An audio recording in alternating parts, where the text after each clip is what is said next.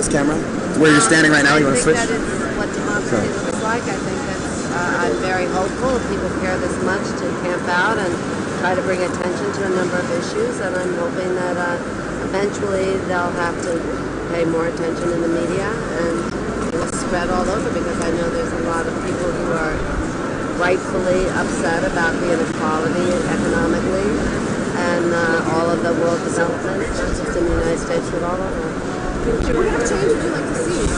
What change would I like to see?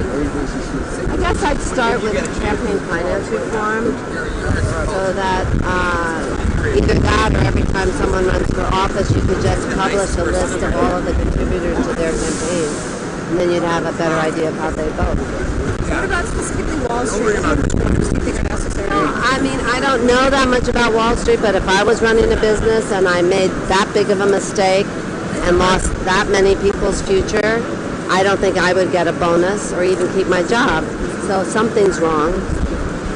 How to fix it, I'm not sure, but I think it's, I mean, I didn't personally lose money, but if I had lost money from mismanagement and greed and everything else that had gone on, I would have been furious to find out that those people got bonuses, let alone kept their jobs. So I don't know how they got away with that, so I don't know how to fix that, but I can understand people's frustration.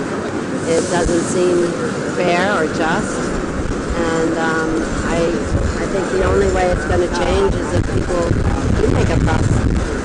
How do you think we can help the middle class step up a bit more? I see the middle class keeps shrinking. Well, I was in Madison, Wisconsin, and the middle class definitely stepped up.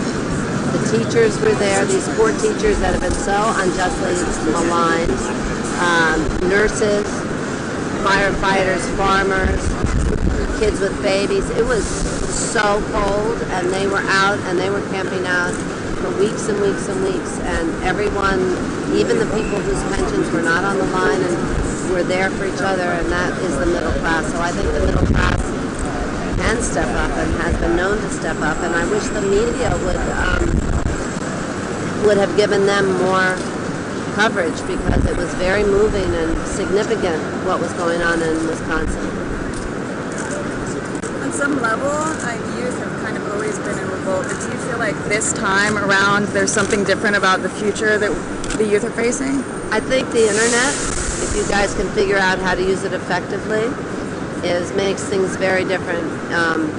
Years ago, there had to be a centralized order, but being able to disseminate information, being able to do what you can with your phones and being able to organize that way, it's no longer necessary, and it's no longer as expensive. And so I think that's what's going to make the difference. I'm a Luddite myself and could not even find half of this stuff unless somebody led me to it, but I think you have to hope that the transparency that's necessary, the communication that's necessary, the exchange of ideas that will make the difference will have to do with being online, will be the internet. Oh, sorry. I mean, WikiLeaks, look at what's happened with that. That's amazing. You know, that kind of information and the right to know, I think, is really, really important. What do you think is the most positive thing coming out of what's happening on Wall Street? Well, I would say that, you know, everybody here is reinvested in their country, and if they can reinvest people to pay attention and to believe that they can make a difference, it's understandable right now where there's an enormous amount of cynicism. We were promised transformation and nothing has really transformed, and I don't think there's ever been power that's given up power unless it's been wrenched from them. So the idea of change starting at the top, I've always found my hope in people at the bottom making change, not from the top down. I mean, I encourage everyone to participate in the political process, because that's also part of what America is, but this is also what America is, what democracy is. And you know, we can't let our Arab brothers and sisters get way ahead of us in terms of how they're changing things. You know, I don't think, hopefully the toolkit exists here for nonviolent change, I would hope, at this point.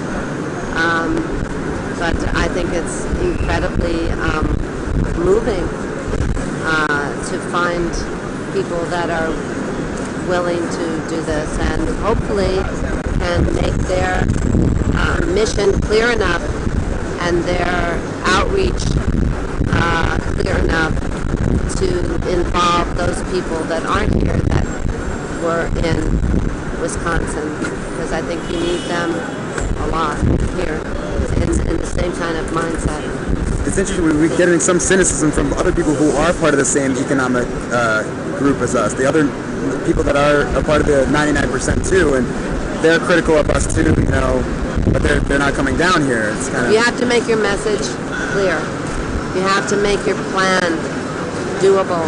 And now that you're getting to a tipping point and you've got more people paying attention, I think you have to put your heads together and really make it clear that you're focused, so you can't be dismissed, you know.